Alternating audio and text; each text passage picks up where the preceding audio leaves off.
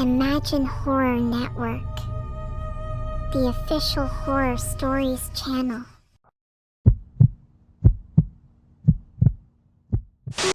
Julie walked out into her yard and noticed her children playing with something that looked like a doll.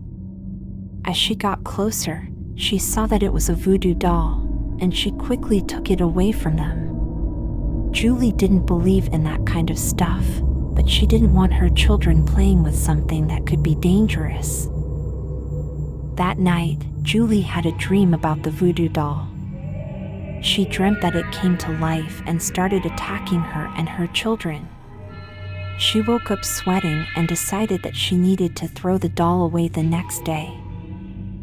The next morning, Julie went out to throw the doll away, but it was nowhere to be found. She asked her children if they had taken it, but they said no. Julie started to feel uneasy and wondered if the doll was cursed. That night, Julie heard strange noises coming from her children's room. When she went to investigate, she saw the voodoo doll sitting on her child's bed. Julie tried to pick it up, but it was stuck to the bed.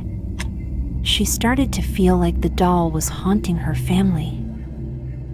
Julie decided to do some research on voodoo dolls and found out that they could be used to control people. She also read about how they were used in rituals and how they could be cursed.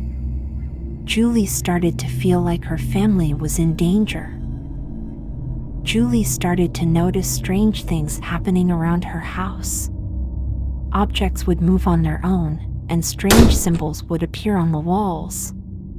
She started to feel like her family was cursed. Julie decided to contact a psychic to help her with the curse. The psychic told her that the doll was cursed and that it needed to be destroyed.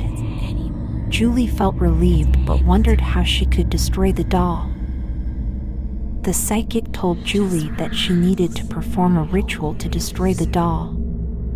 Julie was hesitant at first but decided to do whatever it took to protect her family.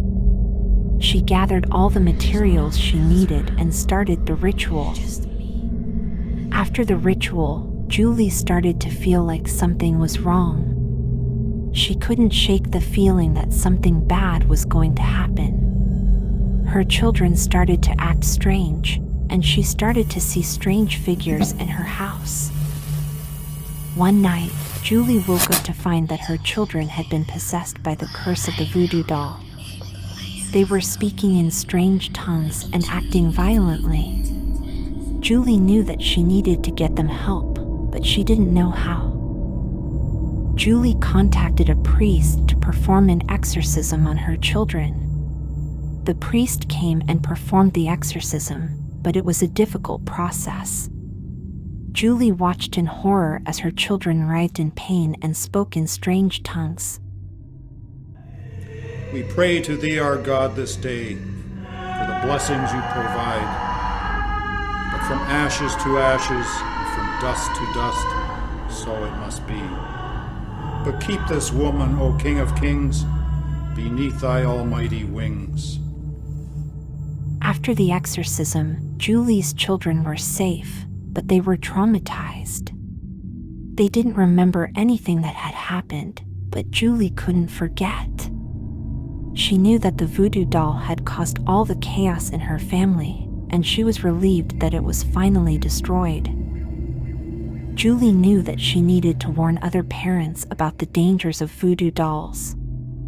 She wrote a book about her experiences and how to protect your family from curses. She hoped that her story would help others and prevent them from going through what she did.